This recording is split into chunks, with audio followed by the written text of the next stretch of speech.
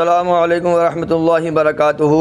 पूरी ज़िंदगी हर मोड़ पर काम देने वाली बातें आज हम आपको कुरान पाक से समझाएंगे। इंशाअल्लाह तबारक तआला कुरान पाक का तर्जुमा भी समझेंगे।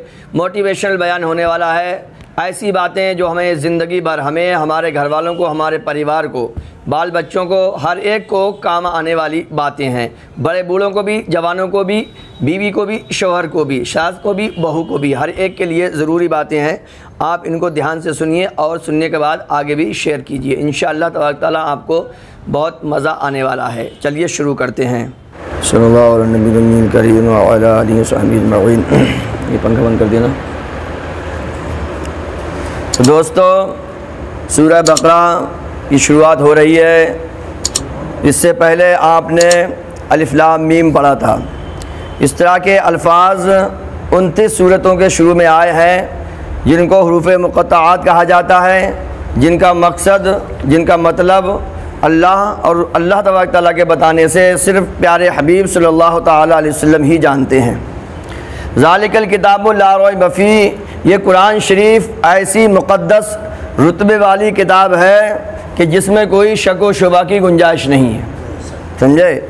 इसमें कोई शक व शुबा नहीं है। जो भी इसका नुक्ता है, जो भी इसका हर्फ है, जो भी इसका ज़ेर है, जो भी इसका ज़बर है, वो बिल्कुल सत्य पर निर्धारित है, बिल्कुल सच है, रियल है। इसमें कोई मामला शक व शुबा का भी नहीं है। हुदल लिल मुत्तकीन, इसमें हिदायत है डर वालों को। इसमें हिदायत है डर वालों को। देखिए, कुरान शरीफ हिदायत सबके लिए है, मगर फ़ायदा सिर्फ डर वालों को पहुंचता है। जैसे मिसाल के तौर पर आप समझिए, बारिश होती है तो बारिश हर जगह होती है। वो बंजर ज़मीन पर भी होती है और अच्छी ज़मीन पर भी होती है। बारिश रोड पर भी होती है, बारिश लिंटर पर भी होती है, बारिश पत्थर पर भी होती है, हर जगह होती है। मगर जो ज़मीन अच्छी होती है, सब्ज़ा उसी में उगता है। तो ये बारिश की कमी नहीं है, कमी है उसको एक्सेप्ट करने वाली चीज़ की, कि बारिश को कौन कितने अपने अंदर ऑब्ज़र्व कर रहा है, कौन उससे फ़ायदा हासिल कर रहा है। तो सही मानों में जो इससे फ़ायदा हासिल होता है वो डर वालों को और ईमान वालों को हासिल होता है। अगरचे दुनियावी एतबार से हमसे ज़्यादा गैर मुस्लिम कुरान पाक से फ़ायदा हासिल कर रहे हैं। जितनी भी रिसर्चर्स हैं, जितनी भी रिसर्चें हो रही हैं, जो भी इन्वेंशन हो रहा है, जो भी मतलब यह है कि प्रोग्रेस हो रही है दुनिया में, जो भी इजादात हो रही हैं, जो भी तरक्की दुनिया कर रही है, वो सब कुरान पाक से ही कर रही है। समझे नहीं समझे? लोगों ने परिंदों को हवा में उड़ते हुए देखा, कुरान पाक में गौर किया, कुरान पाक को पढ़ा, फिर उन्होंने मेहनत की और एक हवाई जहाज़ बना दिया। तो हमें चाहिए कि हम भी इसमें गौर फिक्र करें, इल्म हासिल करें, इसको समझें। बड़े अफसोस और परेशानी के साथ ये कहना पड़ता है कि आज हमारे 99% लोग कुरान पाक पढ़े हुए नहीं हैं। 1% पढ़े हुए हैं, उनमें भी अगर 1% के 100% किए जाएं तो उनमें भी 99% सिर्फ देख कर पढ़ सकते हैं, सिर्फ हुरूफ पढ़ सकते हैं। बाकी उनके मतलब क्या होते हैं, मानी क्या होते हैं, उसका पर्पस क्या है, उसके अंदर क्या क्या है, वो नहीं जानते हैं। तो अल्लाह तबारक तआला हम सबको कुरान पाक को समझ कर पढ़ने की तौफीक रफ़ीक अता फरमाए। तो इसमें फरमाया गया कि ये मुत्तकीन के लिए, डर वालों के लिए इसमें हिदायत है। अब ये समझ लेते हैं कि तक़वा किसे कहा जाता है। मुत्तकीन, मुत्तकून, यत्तकून, ये लफ्ज़ आप कुरान पाक में बार बार देखेंगे, बार बार सुनेंगे। तो तक़वा किसे कहा जाता है? जो लोग तक़वा इख्तियार करते हैं उन्हें मुत्तकी कहा जाता है। तक़वा क्या है एक्चुअल में? तो नफ्स को खौफ की चीज़ से बचाना, ये तक़वा है। नफ्स को खौफ की चीज़ से, जिस चीज़ से भी डर लगता है उससे अपने आप को बचाना, ये क्या है? ये इसका आर्थिक मतलब है। समझे कि नहीं समझे? तो इसका मतलब ये हो गया, माना ये हो गया, जैसे ये लाइट चल रही है, आप नंगे तार को अपने हाथ से नहीं पकड़ सकते, क्योंकि आपको डर है कि इससे हमें करंट लग जाएगा। तो ऐसी हर वो चीज़ जो जिसके करने से हमें नुकसान हो या जिसके छोड़ने से हमें नुकसान हो, वो तक़वा है। समझे? जैसे अगर हम नमाज छोड़ेंगे तो हमें रब्बे कायनात हमसे नाराज़ होगा और हमें जहन्नम की आग में जाना होगा। तो ये नमाज ना छोड़ना, ये क्या कहते हैं? ये तक़वा है। और अगर हम झूठ बोलेंगे, अगर हम झूठ बोलेंगे तो ये बहुत सख्त गुनाह है। तो ये झूठ बोलना, इस काम को करना, इस काम से करने से बचना, ये क्या है? तकवा है। तो याद रखें, नफ्स को खौफ की चीज़ों से बचाना क्या है? तकवा है। इसमें बहुत सारे अक़वाल हैं इस्तिलाह में, शरीयत में जो उसका मतलब है, उसका माना यह है कि नफ्स को हर उस काम से बचाना जिसके करने या ना करने से कोई शख्स अजाब का मुस्तहिक हो जाए, जैसे कुफ्र हो गया, शिर्क हो गया, बड़े बड़े गुनाह हो गए, बेहयाई हो गई, समझे? इन चीज़ों को करना और गलत कामों को छोड़ देना, फ़राइज़ को अदा करना। बुज़ुर्गान दीन ने यूँ भी फरमाया है कि तक़वा यह है कि तेरा खुदा तुझे वहाँ ना पाए जहाँ उसने मना फरमाया है। तेरा अल्लाह तुझे वहाँ ना पाए, उस जगह तुझे ना देखे जहाँ जाने से उसने तुझको मना किया है। तो ये असल क्या है? तक़वा है।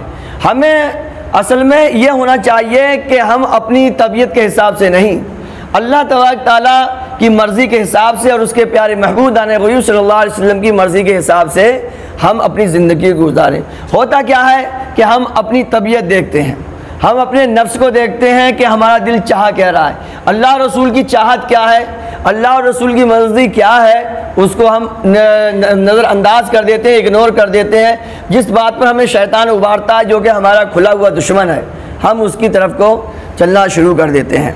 हज़रत इब्राहीम बिन आदम से एक बंदे ने पूछा कि हज़रत मुझे नफ्स बड़ा परेशान करता है और कोई ऐसी बात बताएं जिससे मैं गुनाहों से बच जाऊं। तो आपने फरमाया कि गुनाह अगर करने का दिल करे तो फिर अल्लाह ताला की नेमतों को खाना छोड़ दो, अल्लाह ताला की रोज़ी खाना छोड़ दो। तो हज़रत ये कैसे हो जाएगा? तो सारी जो कुछ भी रोज़ी रोटी है वो सब अल्लाह ही की दी हुई है। तो आपने फरमाया ये कम मुनासिब है कि जिसका खाओ फिर उसी को नाराज़ भी करो। आपको मैं कोई चीज़ दूँ अच्छी सी खाने को, आप वो मेरी चीज़ खाएँ भी और मेरे सूद का एक चांटा भी मार दे मेरे सामने, मुझे उल्टा सीधा ही बोलें, तो ये कहाँ की शराफत? बोला हाँ हज़रत ये तो बात है सही। तो कहा और बताओ? तो कहा अगर तुम गुनाह करना चाहो तो फिर ऐसी जगह गुनाह करो जो अल्लाह ताला की बादशाही ना हो, जो अल्लाह की जगह ना हो। कहा हज़रत ये भी कैसे पॉसिबल है? हर जगह तो अल्लाह ही की है, सारी बादशाही तो खुदा ही की है, हम कहीं जा ही नहीं सकते। तो कहा ये कैसे मुनासिब है? उसी के घर में रह के उसी का खाते हुए फिर उसकी नाफरमानी करो। तो कहा हज़रत और कुछ बताइए? तो कहा फिर ऐसी जगह गुनाह करो जहाँ वो तुमको देख ना सके। कहा हज़रत ये भी नहीं हो सकता, वो तो हर जगह देखता है, वो तो काली अंधेरी रात में काले पत्थर पर काली चूंटी जब वो रिंगती है तो उसी के वो स्टेप कितने ले रही है, कितने कदम रख रही है, उसको भी बहुत अच्छी तरह से जानता है। कहा अच्छा। कहा और नसीहत फरमाइए? तो कहा जब गुनाह करने को दिल करे तो नफ्स से कहो और तुम्हें मौत आए तो फिर फरिश्तों से उनसे कहना भाई साहब थोड़ी देर मोहलत दे दो, अभी तो हमारी मस्ती में रंग रंगेलियों में ज़िंदगी गुजरी है, अब थोड़ा सा हमें कोई मोहलत दो ताकि हम अच्छे काम कर लें, नेक काम कर लें। तो हज़रत ये भी नहीं हो सकता है, क्योंकि जब मौत का वक्त जो मुकर्रर है उसमें जाना ही जाना है ना। बादशाह बड़े बड़े राजा महाराजा जब मौत आ गई का वक्त आ गया तो किसी को कोई फुर्सत नहीं मिली। तो कहा यह कब मुनासिब है कि जब मौत आ जाएगी तो तौबा का मौका ही नहीं मिलेगा, तो फिर गुनाह करने से क्या फ़ायदा। तो कहा अच्छा और कोई नसीहत फरमाई? पाँचवीं नसीहत यह है कि जब तुम मर जाओ, जब फरिश्ते तुम्हारे गुनाहों की वजह से तुमको जहन्नम में ले जाने लगें तो फरिश्तों से कहना तुम हटो भैया हम नहीं जा रहे जहन्नम में, समझे नहीं समझे? फरिश्तों से मना कर देना कि हम जहन्नम में नहीं जाएंगे, तो हज़रत ऐसा भी नहीं होगा। तो कहा जब ऐसा भी नहीं होगा तो फिर गुनाह आप क्यों कर रहे हैं? देखिए हम छोटी छोटी चीज़ों के लिए अपना सब कुछ कुर्बान कर देते हैं। आप में अगर पढ़े लिखे हों और कोई रिश्तेदार हो, बच्चा जब IAS की IPS की तैयारी करता है तो वो अपने आप को बिल्कुल कैद कर लेता है और वो सालों कई साल तक ऐसी मेहनत करता है, सारी अपनी ख्वाहिशात, अपनी रिश्तेदारियाँ, मिलना जुलना वो सब छोड़ देता है। बड़े बड़े अधिकारी जो बनते हैं वो पढ़ते हैं तो बहुत ही ज़्यादा मेहनत करते हैं। तो दोस्तों वो चंद दिन की नौकरी होती है, पता भी नहीं सब कुछ करने के बाद वो नौकरी मिल भी जाए या ना मिले। अगर मिल भी गई तो पता नहीं है कि उससे फ़ायदा हासिल हो ना, मर जाए। आज ही नौकरी लगी, आज ही DM मरे और कल वो मर गए। तो दोस्तों जन्नत का सौदा तो बहुत महंगा है और जहन्नम से बचना ये बहुत बड़ा ख़तरे से बचना है। तो दोस्तों थोड़ी थोड़ी चीज़ों के लिए हम अपना सब कुछ कुर्बान कर देते हैं। तो क्या जहन्नम की आग से बचने के लिए हम यूँ ही एक आध वक्त की नमाज़ पढ़ लें या 5 वक्त की नमाज़ पढ़ें, वो भी उल्टी सीधी, या ना भी पढ़ें और उल्टे सीधे काम करते? नहीं हो सकता है। अगर किसी के जिस्म में आग लगा दी जाए तो वो बंदा अपने बचने के लिए पूरी दिलो जान छोटी एड़ी का जोर लगा देगा नहीं लगा देगा। तो दोस्तों फिर हमें जहन्नम से बचने के लिए कितनी ज़्यादा मेहनत करनी चाहिए और जन्नत को पाने के लिए हमें कितनी ज़्यादा मेहनत करनी चाहिए। तो मेहनत ऐसा नहीं है कि काम वही होने हैं, काम आप और हम जो कर रहे हैं काम वही होने हैं, जो खा रहे हैं खाना वही है, सब कुछ वही होगा, मगर अल्लाह और रसूल की मर्ज़ी से होगा। है नियत कर लो नेकी की, कुछ भी खा रहे हो आप खाओ इसलिए ताकि मैं अल्लाह इसके अंदर से जो कुछ भी मुझे एनर्जी मिले, जो भी मुझे ताकत मिले, वो अपने माँ बाप की, अपनी औलाद के लिए, अपनी बीवी बच्चों बहनों के लिए और दीन के लिए मैं सर्फ करूँगा। तो खाने का खाना हो गया और सवाब का सवाब, आम के आम और गुठलियों के दाम हो गए। समझेंगे? समझे? खाना खाने बैठिए तो माँ बाप को पूछिए ज़रूर सबसे पहले, चाहे आपको पता हो उन्होंने खाना खा लिया फिर भी पूछिए, बीवी से पूछिए, बच्चों से पूछिए, बहनों से पूछिए, घर में जब भी जाए तो सबसे मुस्कुरा के बात कीजिए। समझे कि नहीं समझे? हालात पूछिए, खैरियत पूछिए। असल में होता क्या है, ये रिश्तेदारियाँ जो होती हैं, रिश्ते जो होते हैं वो एक दरख्त की तरह है, एक दरख्त की तरह है। ठीक है, अगर आप दरख्त लगा रहे हैं तो आपको उसकी प्रॉपर देखभाल करना पड़ेगी, उसे आपको टाइम से पानी देना पड़ेगा, उसको खाद भी देना पड़ेगा, उसको कोई बीमारी लग रही है तो उसे बीमारी से ही बचाना पड़ेगा, तब कहीं जाके आप दरख्त को बचा पाएंगे। इसी तरह से ये हमारे रिश्ते होते हैं, इन रिश्तों की हमें केयर करना होती है। अगर हम इन रिश्तों को केयर नहीं करेंगे तो उनको हम खो देंगे, उसके बाद बोलते हैं अरे ये क्या हो गया, जब कोई मामला होता तो अरे ये क्या हो गया। बहरहाल तो रब्बे कायनात ने फरमाया कि ये मुत्तकियों के लिए इसमें हिदायत है। तो असल फ़ायदा जो होता है मुत्तकियों के लिए होता है। एक और आयत मैं आपको पढ़ के सुना दूँ, तकवा का फ़ायदा क्या है, तकवा की फजीलत क्या है। रब्बे कायनात फरमाता या अय्युहल्लज़ीना आमनू तक़ुल्लाह हक़्क़ तुक़ातिही वला तमूतुन्ना इल्ला व अंतुम मुस्लिमून। ऐ ईमान वालो अल्लाह से डरो जैसा उससे डरने का हक़ है, जैसा उससे डरने का हक़ है, और तुम ना मरो मगर मुसलमान ही होकर। यानी ये हमको पूरी दिलो जान से ताकत लगा देना है अल्लाह से डरने की। आज अगर हम किसी के पास हो, कोई दरोगा हो तो हम उसके सामने चूंगरा नहीं खींचते, और डीएम हो तो उसके सामने बिल्कुल ऐसी चुप्पी खाने बैठे रहेंगे। तो रब्बे कायनात तो अहकमुल हाकिमीन है, तमाम हाकिम उनका मालिक है, तो हमें उससे कितना डरना चाहिए। अल्लाह तबारक तआला ने यह साफ फरमा दिया कि जैसा उससे डरने का हक़ है, उसकी शायाने शान है, उससे वैसा ही डरो और इस बात की पूरी कोशिश करो कि हम मुसलमान ही मरें, ईमान ही के साथ मरें। ये नहीं कि थोड़ा सा फ़ायदा हुआ तो लो इधर अभी थे इधर अभी होगा उधर। समझे कि नहीं समझे? ईमान है तो सब कुछ है। यहाँ रब्बे कायनात ने फरमा दिया कि मुसलमान रहने की पूरी एफर्ट करो, पूरी कोशिश करो, चाहे उसके लिए अपना जान, अपनी माल, अपनी औलाद सब कुछ तुम्हें कुर्बान ही क्यों ना करना पड़े। तो असल चीज़ है ईमान, और ईमान है इश्क़ रसूल सल्लल्लाहु ताला अलैहि वसल्लम। तो हमें मुसलमान रहने के लिए पूरी दिलो जान से कोशिश करनी है।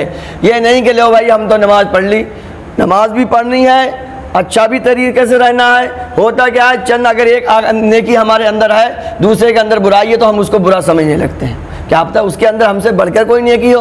तो हमें सबको, हर अहले ईमान को, हर आशिक रसूल को हमें अच्छा समझना है और अपने से बेहतर। इसमें मैं आपको एक फार्मूला बता दूं, इंशाअल्लाह फ़ायदा देगा मुझे भी और आपको भी।